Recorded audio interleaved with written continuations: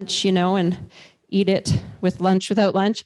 But we're going to turn it over to Inception U for this in-person activity, just to get everybody moving and chatting with each other. And then we'll move into the rest of the regular scheduled programming. Here's Jen from Inception U. Hello. Hi. If you're wondering what happened to me, it was a really bad accident. I'm just going to say that. I have 11 pins and 2 rods in my ankle, and I had 60 staples with the incisions. So I'm basically bionic now. So I don't know if anybody can relate to that. I feel like I need a sound effect, like a drum. Okay, so what we're going to do is actually, this is called, it's not the most inventive name, but it's called the Rock, Paper, Scissors Championship. Now, we're like, whatever, Jen, that sounds lame. But what we need to do is we're going to, you know how like, what's the big basketball tournament in the States, the college? What's it called? Final Four, like yeah. Okay, it's kind of that idea where we start in pairs and then we start to whittle it down to 2 people. Now, Al, I'm going to have you come and help me here for a second. And yeah, okay. Actually, I need another person. Yes. Okay. What's your name? Sorry? Nav. Okay. Like navigation. Okay. So we have Al and Nav. So the start of this activity is they're going to have a rock, paper, scissors off. Okay. Now we have to get clear on what the, because some people go 1, 2, 3 shoot or 1, 2. Like we need to get clear on how it works. What do we prefer? 1, 2 shoot or 1, 2, 3 shoot? 1, 2, 3 shoot. Okay, are we clear? Because if you mess it up in your round, you're done. All right. Okay, so Al and Nav are going to do a best of 3 competition. So the 3 options are paper. Yes, we all know what that is. Flat hand. Scissors. 2. If you want to do it this way and be wild, you can. And then rock. Okay. Okay.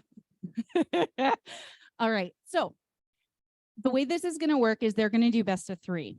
Whoever wins is now the champion of that pair. And then the other person becomes that person's hype person. Okay. Yeah. So I'd like you guys to start us off here. Okay. Best of 3. See? Harder than it looks, right? Okay. All right. Al's up 1. Go. Okay, Al is the champion. Now, Nav is Al's hype person, right? So as we wheedle it down, the idea is that your hype behind you is loud and dominating, okay? And then we go down to the final 2. Yes. Yeah. Yeah. You get all the hype, okay? Yes. So that's how this is going to work. Now we're going to get down to 2 people, and whoever wins today is the Rainforest Rock, Paper, Scissors champion. And that's a big title. You actually don't win. I don't have anything physically for you to win, but you win in our hearts. Okay. So Al, I mean, if you guys want to start again and if you want to give Nav another chance, you can, but everybody needs to find a partner, and we're just going to do it right now. Okay. So if you win, you need to find another winner and have another battle. Okay. Go.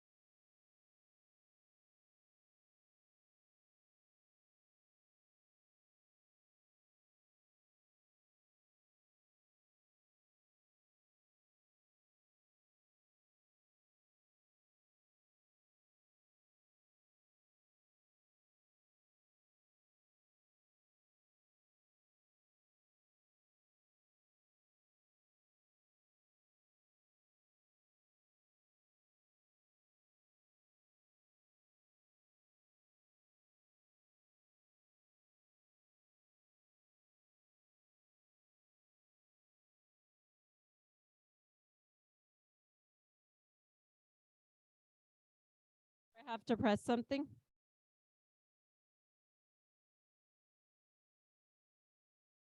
Check, check.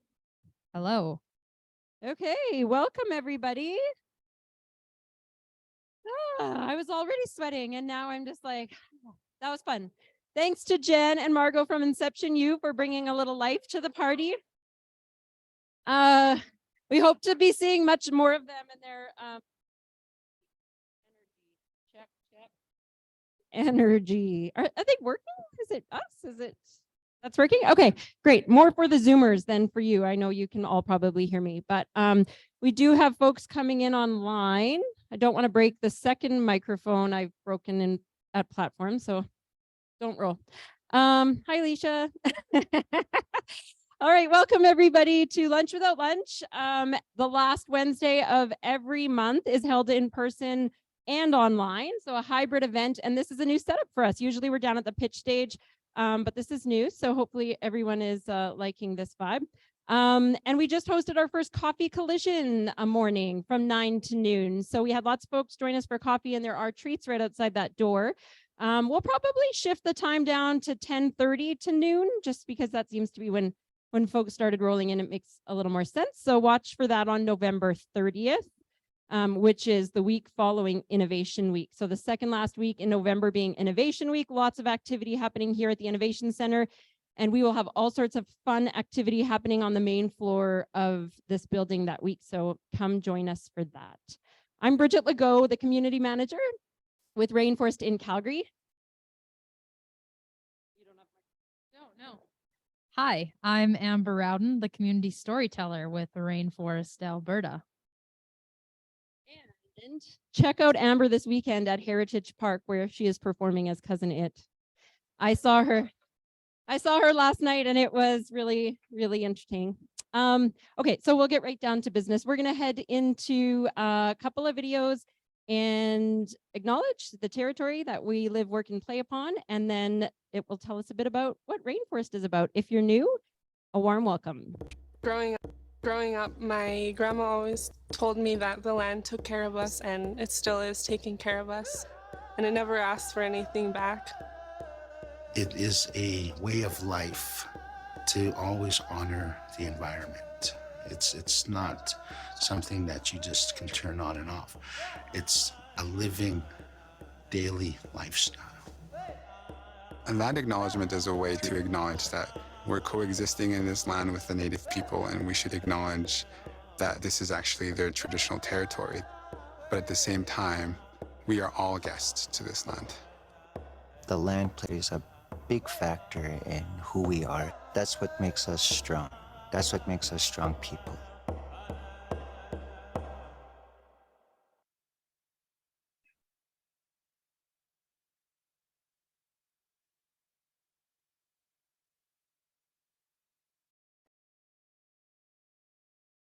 What does it take? What does it take to realize an idea? Or for a seed to sprout? At Rainforest, Alberta, we know the answer is rooted in trust. Traditionally, Albertans have cultivated their ideas in established systems. Inputs that don't fit these systems are weeded out.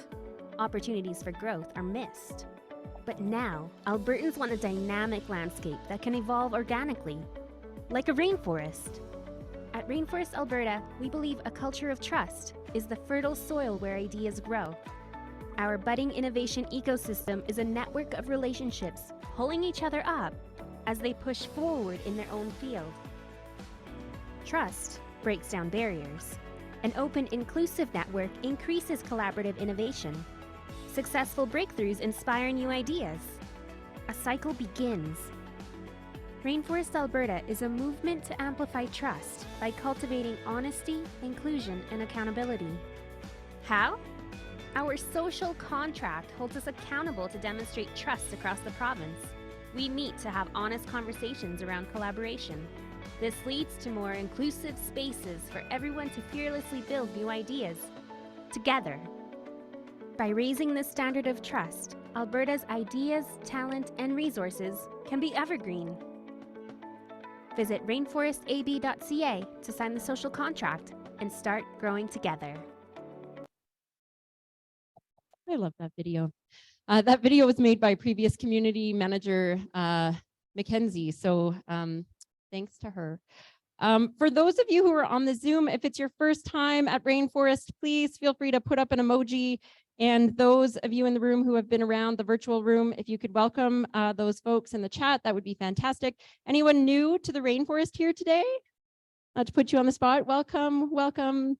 We'll be sure to come and introduce ourselves for those who have been here before. Within the Rainforest, we use 6 pillars to guide our conversation. We measure these pillars each year through our annual scorecard assessment, so watch for that coming right away in the new year after the holidays. Culture and leaders are the heaviest weighted for a reason, because they're important to building this culture of trust that we promote through the Rainforest movement.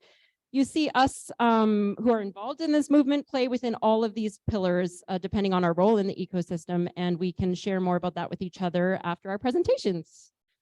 We'll head to the next slide. If you're on the virtual, we probably update this for hybrid, but if you're in the virtual room, please introduce yourself. Don't be shy. Put yourself out there, throw your LinkedIn in the chat, and we'll do the same here in person during our networking. Please feel free to offer or in the chat what you're up to, what you're working on, what you're needing help with, and use the direct message function if you feel more comfortable doing it that way. And if you're in the virtual room, please put your camera on, even though there is a presentation. It's great to get to know each other by face. And when you come down in person, we can know who we're meeting. Yeah, so ask questions. We're gonna have a great presentation here from Blackline Safety, so don't be shy in asking about their story and asking the burning questions on your mind. And join us over in Slack afterwards to keep the discussion going. If you're not on our Slack channel, just sign the social contract, which was referenced in the video and is on our website, and you'll be directed there. We do capture the chat notes and throw them in the Slack, and this will be recorded and put on our YouTube channel. So again, warm welcome to everyone. I'll turn it over to Amber, who's going to introduce our speakers. Thanks, Bridget. There's also, each week we highlight a value in the social contract. And our social contract, as mentioned before, is a commitment in which we live, work, and play by. And so this week is pay it forward. So I agree to pay forward whatever positive benefits I receive. For every introduction I get, I will provide an introduction to another person. For every hour of advice I receive, I will give an hour of advice to someone else. For every risk someone takes with me, I will take risk with a different person. If you scan that QR code, you'll be directed to the social contract where you can sign. And as we go forward in the week and in our daily lives, think about how you can pay it forward, which is also awesome for Lunch Without Lunch. Think about what you can offer to other people and how you can pay that forward in your daily lives. So without further ado, I'm going to introduce our awesome guest speakers for today. So we're joined by Christine Gillies, who holds the position of Chief Marketing Officer at Blackline Safety, where she leads the marketing strategy for a global wearable technology company. With over 20 years of B2B tech marketing experience, Christine has held leadership roles with other rapidly growing global technology companies. Prior to joining Blackline, Christine served as a Director of Product and Client Marketing at Benevity and VP Marketing at Aware 360. Christine was also instrumental in developing technology product strategy and roadmaps during her time at Smart Technologies. She was also named Top 40 Under 40 by Avenue Magazine and Calgary Inc. We are very excited to have her and Nav here today to talk about Blackline Safety. So please welcome them to the stage.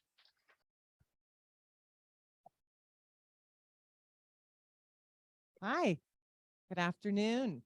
And hello to everyone at home, online, or in the office. I'm delighted to be here today. My name is Christine Gillies, and I've been around the Calgary innovation ecosystem for 25 years or so. And I actually got involved with Rainforest about 5 years ago when I was with a nonprofit called My Tax. Some of you might have heard of that. And I worked there for 7 years to help put together collaborations between companies and researchers at the universities and colleges across the country. And so it was there that I first came to know Rainforest. So it's wonderful for to fast forward 5 years and to see how the community has flourished and evolved, especially considering the pandemic. And it's wonderful to be back in in-person events. And I love that now we consider tapping in people remotely in in-person events too. So, hi. So you heard a little bit about my professional life, but I am also a mom of 2 teenagers, and that's not really fun. So I work for fun. And I also got a pandemic puppy, Laser, the golden retriever. So I'm a big dog person. I didn't grow up a dog person. And so that's definitely something that the pandemic brought to me as a benefit. I do like to write occasionally, and I am a yogi. I like to bake as well. These are my hobbies. I'm a volunteer board member right now for the Discovery House, which is an important organization here in Calgary that helps to prevent domestic violence and help victims of domestic violence, both women and children. Previously, I was on the board of HIV Community Link, which has recently changed its name to Community Link as that disease has evolved and changed. And then I also put up here this logo. I'm kind of this because it's a truly global connection. I'm volunteering with the Okinawa Institute of Science and Technology as a mentor for students there who are working on entrepreneurial projects, and I'm offering them some commercialization. And so again, the beauty of the pandemic is they used to only establish those partnerships locally, and now it's a global program. You also heard I'm going to talk today about Blackline Safety. I've spent some time at Benevity as well, a well-known unicorn. And then Smart Technologies is sort of the original, the OG unicorn in Calgary. I spent almost 10 years there. So Blackline Safety. Well, just by a show of hands, for those of you who are in the room here, how many of you have heard of Blackline Safety? Okay, this is kind of good. About half. And so I assume it's about the same online for those of you online. We are a little known Calgary tech success story. And so it's my great pleasure to introduce you to the good work that Blackline is doing. And I've been at Blackline for just under 2 years and have really enjoyed my time there. We are publicly traded, so please buy some stock. It's on sale right now. We're located in Ramsey. This is our building here. It's a beautiful historical building. I invite you all to come for a tour, and I mean it. So we could organize a tour for members of the rainforest, and we'd love to show you. This is where we manufacture our hardware. So we're both a hardware manufacturer and a software company, which makes us unique. It's called a HESAS model, or hardware-enabled software as a service company. And so we make these devices. Some people call them pager-like devices. If you're really old, you know what a pager is. But you can think of these devices as a souped-up Fitbit, and they keep people safe who work remotely and in the field. And you're going to have a chance to see our products here today as well. We are a software development house. We run a software as a service platform. I have friends coming in the back. Oh, good when you pay them. And then we also offer something unique as a company, which is we're a monitoring center. And so by that, I mean, we run a 24/7 call center, essentially, where we are responding to alerts from people in the field, just to make sure that they're okay, and then also to contact emergency services in case they're not okay. So our vision and mission is really all about making sure that people feel confident while they're on the job to get the job done, but also that they get home to their families safe at the end of the day. And I can't tell you how palpable our mission and vision is in terms of our culture, our corporate culture. The people who work at Blackline, you ask them, why do you like working here? It's essentially this. This is tech for good. We help people get home safe at the end of the day, and we prevent fatalities and we save lives. Again, Calgary-based success story, but we have quite an impressive roster of global companies, Fortune 500. Not surprising, we started out selling to oil and gas. And so you'll see up there the energy clients that we have are the usual suspects. But we have diversified into all kinds of other verticals. And so water and wastewater facilities, they use our products. Essentially, anybody who has a remote staff or what's called lone workers, people who work in the field by themselves, who need to make sure that they are, the company knows where they are. And then if they do get in trouble, that somebody's able to help them and know exactly where they are. And then consumer packaged goods or consumer goods, that's kind of a cool vertical.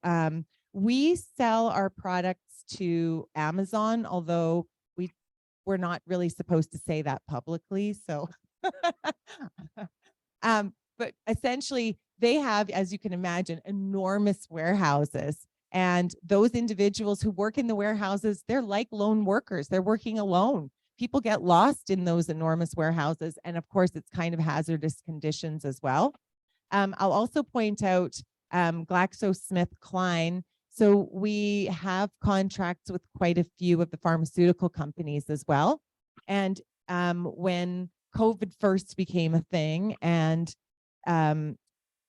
there was, you may recall, it was now feels like forever ago, there was challenges in transporting the vaccine. It had to be transported at very low temperatures in refrigerated vehicles. And they were also stored in large refrigeration warehouses. And so the workers that transported the vaccine used our devices because in those low temperatures, that's a hazardous environment, but also refrigerants can create toxic gases that can hurt people. I think that's it for now. I'll just move on to, I have to show you because I'm the marketing person that we're, look at the revenue. Everyone loves a graph. Look at us. Okay, so I talked about hardware enabled SaaS. And so that is the unique part of Blackline's business model, is that we sell not only hardware, but then just like your cell phone, there's a plan that goes along with the hardware. And so we have this reoccurring revenue that contributes to our growth. So this gives you a sense of, and I'm going to talk a little bit about our products, but not spend a ton of time on it, just so that you can understand how it works.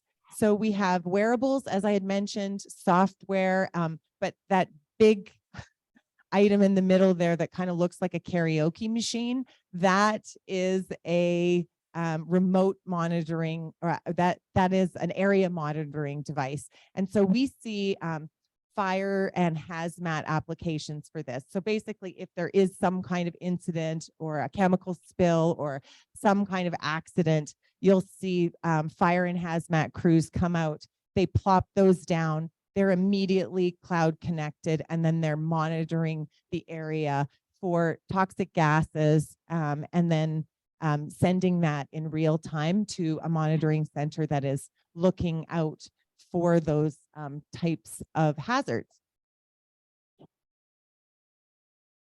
This looks like a good time to introduce Nav. So I've got Nav here. He's actually the reason I'm here today, is because he's part of the rainforest. So everyone, meet Nav. Hi, everyone. I'm Nav. And Nav is a terrific sidekick of mine, a colleague at Blackline. He's also a product guru, super passionate. So I said, hey, Nav, why don't you come and show how it works? So that's what Nav's going to do today. Come on down. You're the next contestant at the rainforest. Awesome. Thanks, Christine.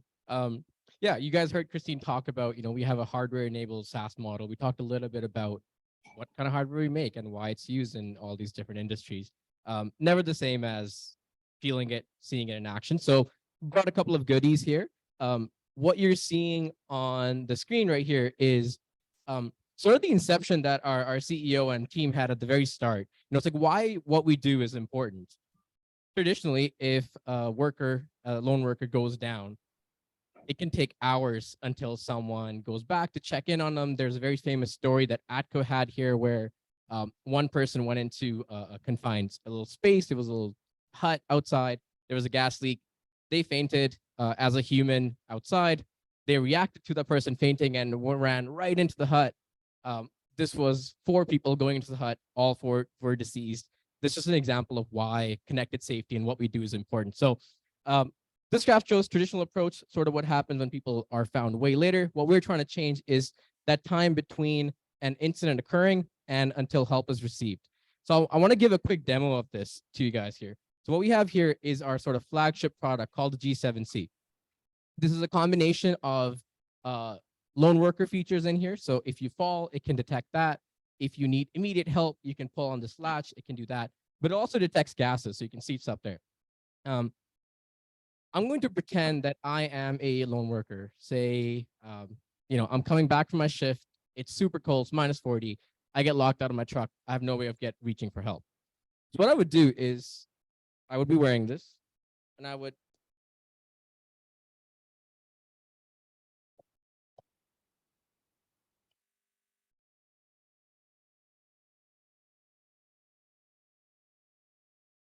Mike, check. 1, 2. Okay. Right. So I'm a lone worker. I've pulled that latch and it calls for help. What you guys are seeing is in seconds, that safety monitoring center that Christine mentioned has actually acknowledged this alert. So that's why these blue lights are coming on. We did some UX research saying blue lights actually help you calm down. They come on to let the person know that, oh, I'm not alone. Someone's going to reach out and they're going to, help me out. In the meantime, this has sent its live location. So I'm a platform. It's sent the monitoring center who it is. If there's a gas alert associated with, so that scenario I told you about people walking in, it would tell me what it is.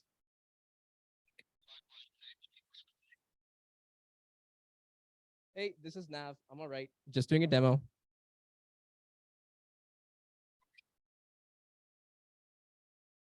Thank you very much. So this is a fun little demo that we do, but in the field to that person who has just got hurt, this might be too early, but maybe you've hurt your leg, right? And you can't. So that's what we wanted to do, and I'll have these units here if you guys want to come, play around with them, look at them, all that. But yeah, or I can pass them around. But really, that's what we wanted to do, just show you guys how it all connects. Pass it back to Christine. Thanks, Nav.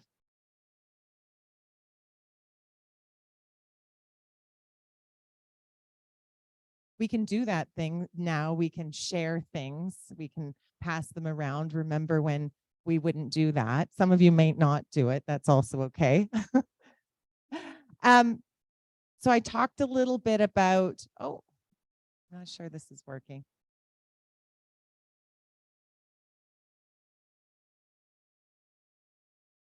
I think the slides might be stuck. Okay, let's try. Oh, there we go. Okay, so every day at Blackline, we hear of incidences that are real people who have SOS alerts or who encounter danger, who have an accident, who have a health issue arise. And every day we're lucky enough to hear the actual recordings. Obviously, for privacy purposes, I can't share some of those today. But just recently, this scenario happened that's outlined here, that we had someone who was on a highway driving alone and they encountered a medical emergency. It turns out that they had their spleen rupture. I know, terrible. They pulled over to the side of the road and they pulled the latch and were immediately in contact with someone in our safety operations center. So you might just be thinking to yourself, well, doesn't a cell phone do that?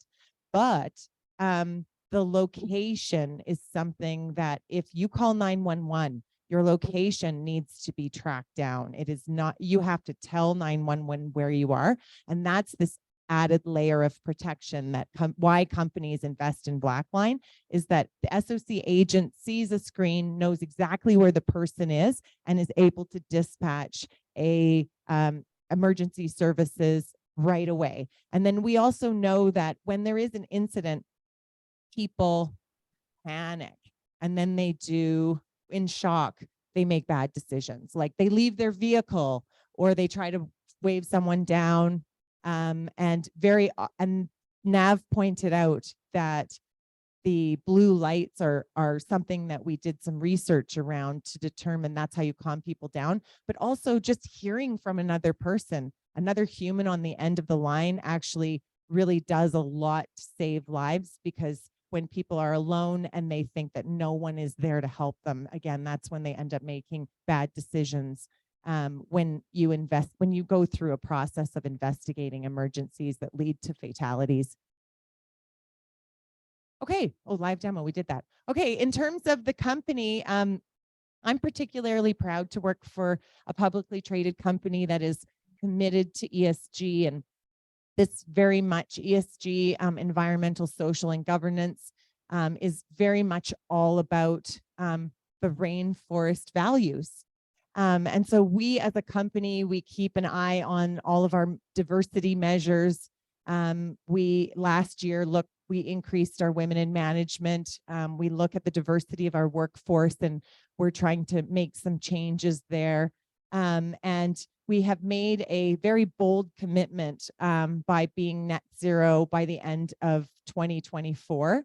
And I would say that our European business is the customer base there is advocating very strongly for a story around what our commitment to net zero is. But I would also say that our friends here in the backyard in Canada and the US are catching up.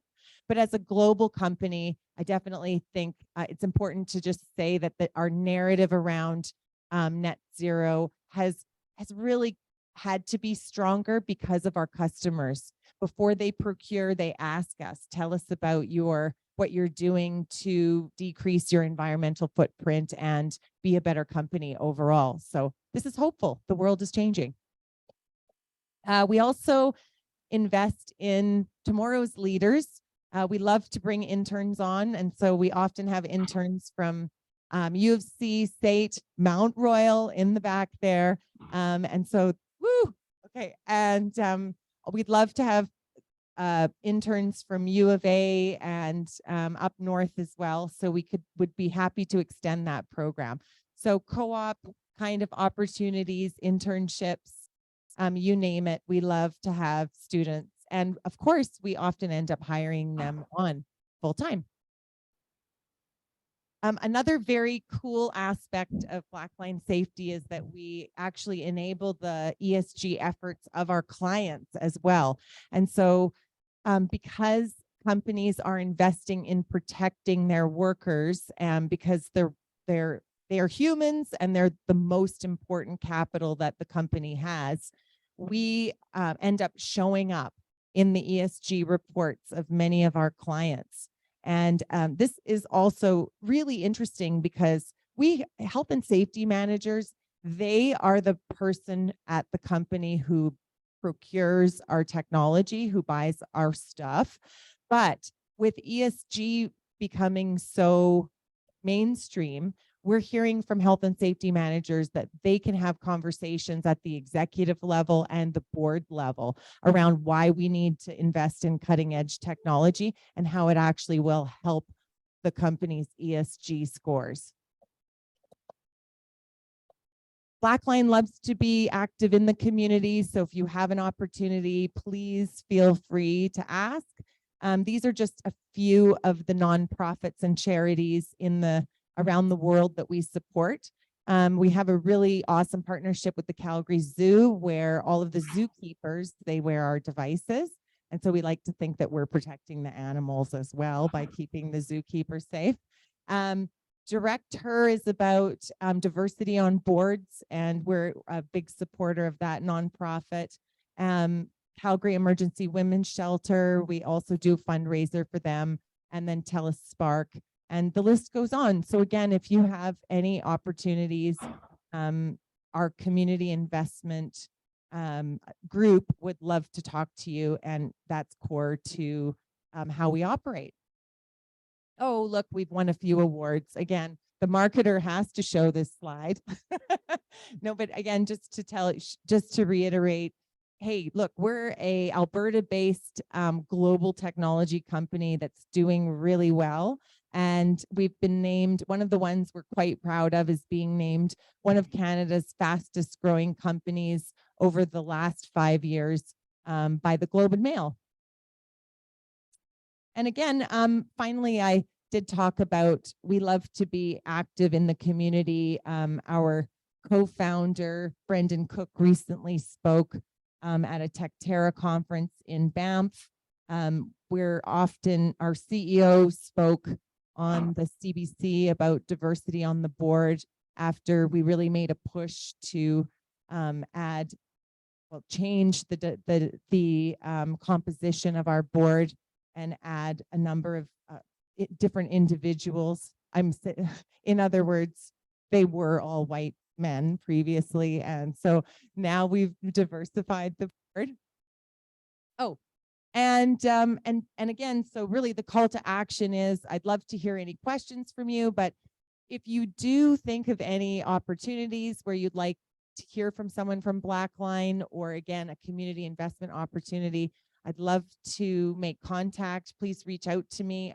This is my email address, but I'm also quite active on LinkedIn. And so that's also a really good way to reach me. And I just want to say thank you to all of you for your time and attention. And also really thank you to the Rainforest for having me and Nav today. It's been a real pleasure, and I look forward to continuing the conversation. Thanks, Christine. Let's continue the conversation. We do have a question in the chat, but if you have a question here, we'll run to you with the microphone after I ask this one on behalf of our friend Pete LaFontaine. What does net zero by end of 2024 mean? Does that include purchasing carbon credits, or does it mean your sources of materials are from ethical and environmental sources, or ... What does I love that question. That is good. That's someone who's paying attention. To answer your question, yes, to all of the things that you had suggested. We are going to have to buy carbon offsets because we set such an ambitious goal for ourselves. And so we're willing to do that, but we're also looking through our entire supply chain. See, I tend to be long-winded, so I set an alarm for myself. And so yes, we're looking at all of our suppliers. We're looking at all of our assembly practices here in Calgary. We just revamped our packaging. And so it really is like a soup to nuts kind of effort. But because we wanted to set such an ambitious goal for ourselves, we just have to do it with, I guess, what you'd call shortcuts in the short term. Question in the back.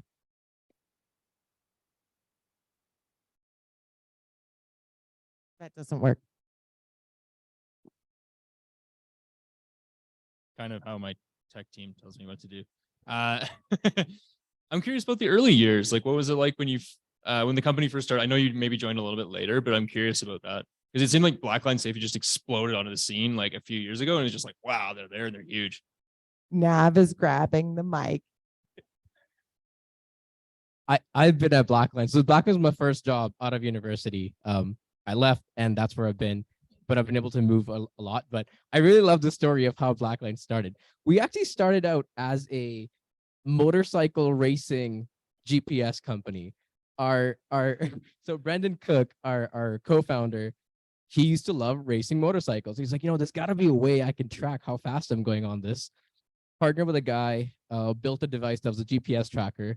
On came our third employee, which was, one of the stories we shared was from him. And he was a racer, but then he's like, this could go into different ways. So we started out with just tracking, moved eventually into like organ transport and tracking, covert ops. That was kind of the low stuff. And then we realized, we have GPS. We actually had a GPS tracking on BlackBerry So back when BlackBerry used to have an app store, we were one of the few companies that you could see a map and you can see all that in like 2010. So that's the roots of the company. We slowly moved into the lone worker space. And then about 5 years ago in 2017 is when we really diversified into the gas detection market. And since then, it's just been bring on more.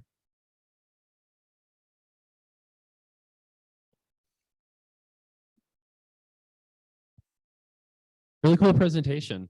So one of the things I was kind of curious about is a psychological safety and how you guys are kind of thinking about that, since that's oftentimes a risk factor for the physical safety that sounds like you guys are doing very excellent work in being able to mitigate and help out with. Yeah, I love that you asked that, because health and safety really is something that health and safety managers are thinking more holistically about. I would say that a couple of things. One is we have an amazing head of our people team. Her name is Megan Whitney, and she's well trained in psychological safety. We also have a nurse on staff that we brought in for that reason. And then what we do with our clients is roll up some best practices that we've applied not only at Blackline Safety, but that also we've heard that are effective from our over 1,000 customers. I would say, though, to be honest, we're really only being asked by the extremely progressive companies about psychological safety. So we're trying to lead in that area. Is everybody really ready to fully embrace psychological safety in terms of a health and safety matter? Again, it's our opportunity to lead. We do foster some of this dialogue with our customers when we host a customer event, but for the most part, we get asked questions like can you give me a template for change management when I'm rolling out your devices across our workers? Because obviously there's, some people are early adopters. There's some resistance to wearing a device. And so to answer your question, if you have ideas, I'd love to talk to you further about it. I'd love to publish more on this. It's really been something that we talk about, but with a real narrow sliver at this stage. Maybe 10% of our customers are interested in that. Awesome. Thank you. That's a really comprehensive answer considering how niche it was. And I'm already connected on LinkedIn to keep the conversation going. Oh, good. Hello.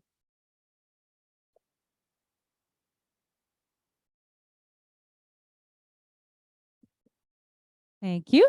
My question is two parts, and it's actually for the both of you. So Christine, right at the beginning, you talked about that you work for fun because you have teenagers at home, and I love that. So I'm curious to the both of you, what do you really find fun in the work that you're doing specifically? And then on the flip side of that, well, maybe not the flip side, but what's been a big learning for you specifically this year? It could be personally with the work, but just so what do you find fun in the work that you're doing? And then what's been a big learning you've experienced this year? I guess I'll go first. I actually, part of the fun, I want to touch up on psychological safety. So I recently moved into the marketing team at Blackline. So as I was saying, I've been here 5 years, but I've been able to sort of pivot. I have a bachelor's of science in geology. You usually get blank stares on that, like, why are you in marketing? So part of the fun for me has been just working with Christine and this marketing team, and the options that I've been able to explore in the role. Yeah, some days I'll just say, like, Christine, I would like to work on this video, and she's like, run with it. So that part, just being able to ask for a project and being able to given the freedom to work on it has been really fun. The second part was, what's the lesson?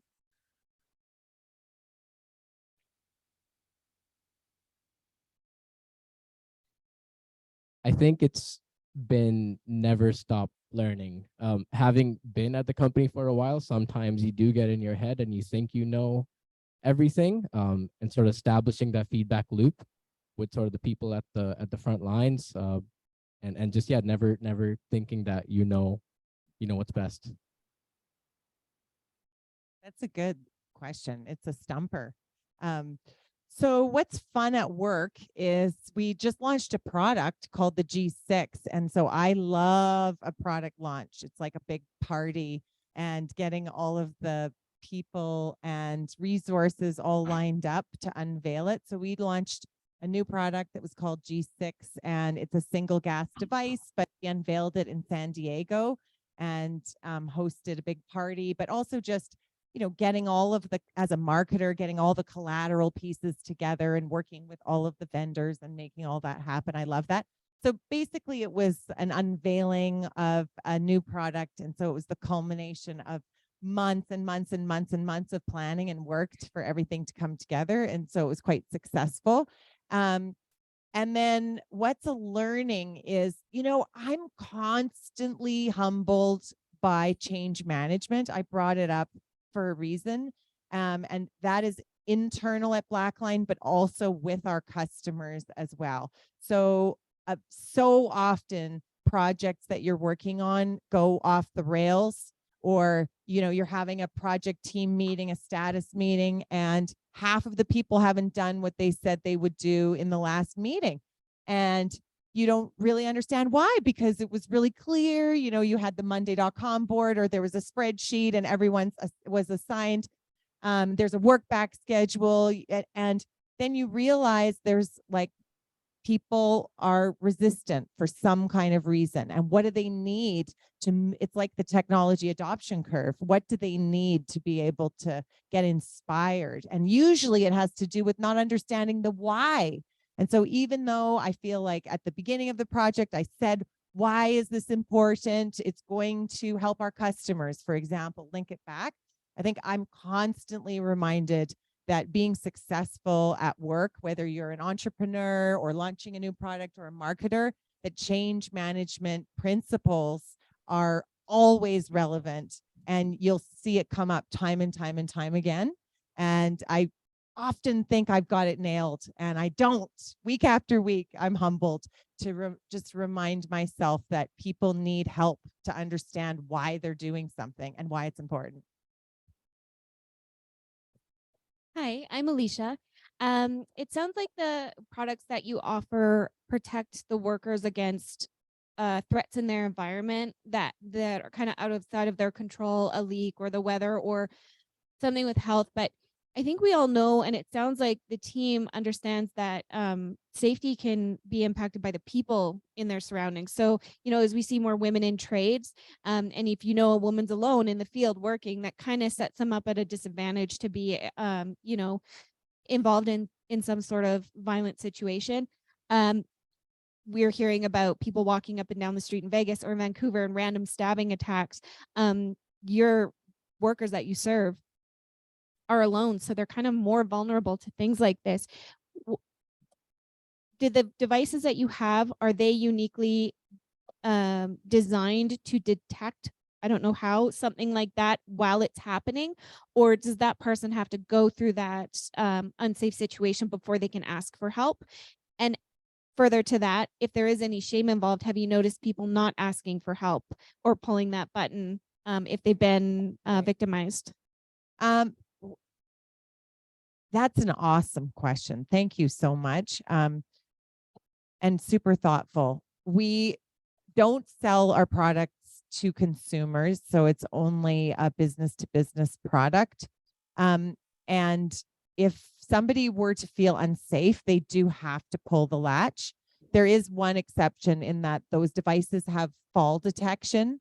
And so if you throw it on the ground, then it will send an alert. And a lot of alerts that come through are falls. And recently we just had one where a guy was driving, he was out in the field, he fell, he broke his leg, but he talk about thinking he was okay because he was in shock. He got into his truck and drove while we were dispatching 911 to him as well. But he was like, he was telling the Safety Operations Center, I think I broke my leg, but I'm fine. I'm going to drive my truck. I'd love to think about that a little bit more, how we could make these devices a little more intelligent for people. We have not encountered the scenario where people feel shame or hesitation to pull the latch or to ask for help? I haven't heard that come up. Have you? Not that scenario. I think people who find themselves in that situation like the fact that they have something that can get them to help. I will top up on what Christine said, and actually to sort of answer your question, one of the things specific to that scenario you built up that we added to this device is called a silent SOS. So we do have utility workers in the States. It's unfortunate to hear, but shootings and things like that do happen. So we did build that into, so what that does, instead of what you heard me demo with the loud noises and all that, they can just pull that latch. It makes no sound on the physical device, but it opens up the microphone. So our agents are trained to listen to the conversation. A lot of companies will have established keywords if they're in trouble. So if they're with the assailant, they'll say, I love mangoes. And that's written in our code to the Safety Operations Center agent, where they know exactly if they mention mangoes, that means call the police. So we've had a few cases like that, but as Christine said, like there's definitely opportunities to explore more in that space. Go ahead. Check. There we go. Hello, both of you, and Hello. thanks, Christine, for the shout out to MRU earlier. Pete Falmek, so I have a specific question about your ESG slide. Could you just tell us a story around what it took and what were some of the learnings around the 8% increase in women in management role?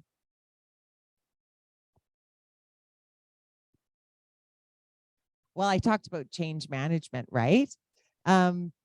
So I think that's very relevant when it comes to encouraging diversity in terms of hiring. We had to have conversations around unconscious bias with our hiring managers. And of course, a lot of people, well, it's unconscious, so they don't think that they need that training.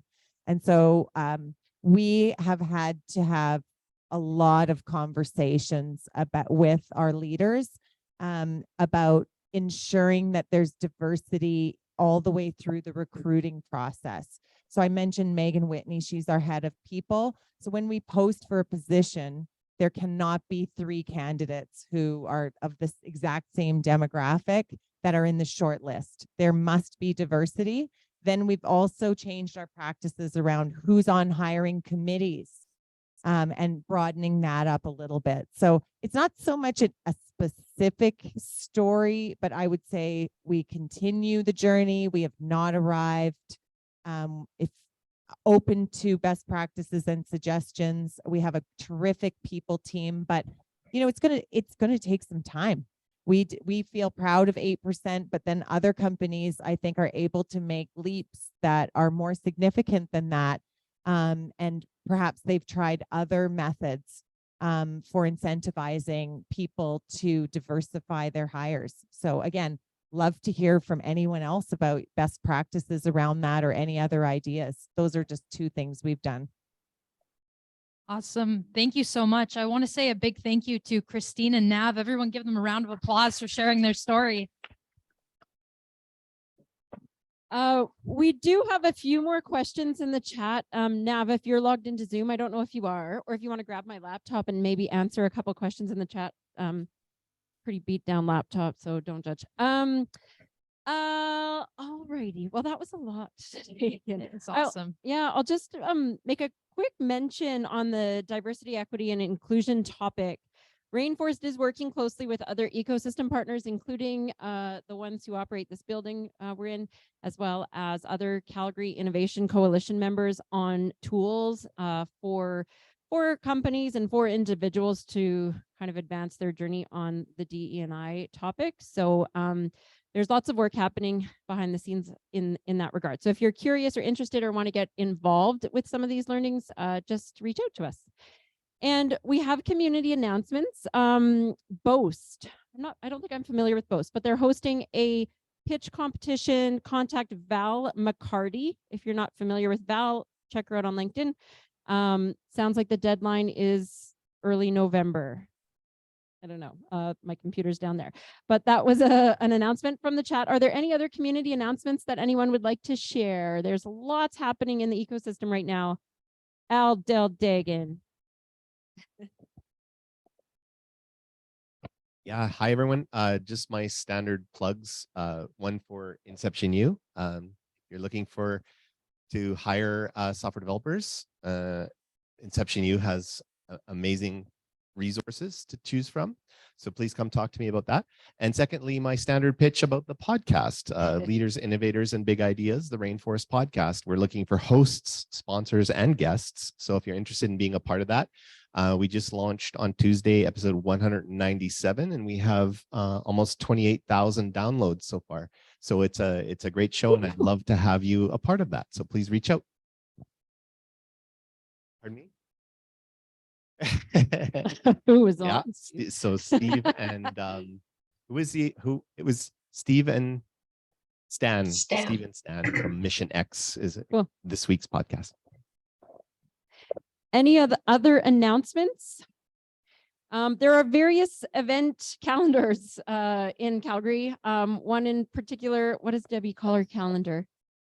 I'm not sure, but look up Debbie Butt on LinkedIn. She's got a great calendar that she built with folks from the Inception U program, and it covers everything that is happening every week in Calgary tech. So check it out. And one other comment, we had a great turnout today. I think for the first time of our hybrid events, we've outnumbered the in-person participants to the online, though I think we might have topped. Yeah, that's great. So thanks for taking the effort to come out. If you're online and you're thinking about coming down the last Wednesday of the month, please come. There were probably around 40-ish folks online as well, so that's awesome. But if there's anything holding you back from coming downtown and taking part, I know obviously parking is expensive. The train though is a block away, and if there are other things blocking you from coming down, just reach out to Amber and I, and we'll see what we can do to make it more accessible for you. We would like to move it around the city, though we really are thankful to Platforms team for helping us with the IT side of things. Thank you so much. And we'll network now. If you're still online, we'll open some breakout rooms. I think we'll do the manual ones for those online, so you can join a room rather, because I think people might start dropping off. So we'll open a couple of rooms for you to do that. And then feel free to hang out here and chat and get to know each other more. And we'll see you next week where something super cool will happen. Yeah, we have open house AI coming virtually. Oh gosh, yeah, and I also want to give a big thank you to Inception U, to Jen for being here as well. Another big thank you to Blackline Safety. And please also, if you want, there are still refreshments out in the kitchen. So roam around the kitchen, make collisions, make connections, and thank you for eat coming. random food. Yeah. Thanks. Bye.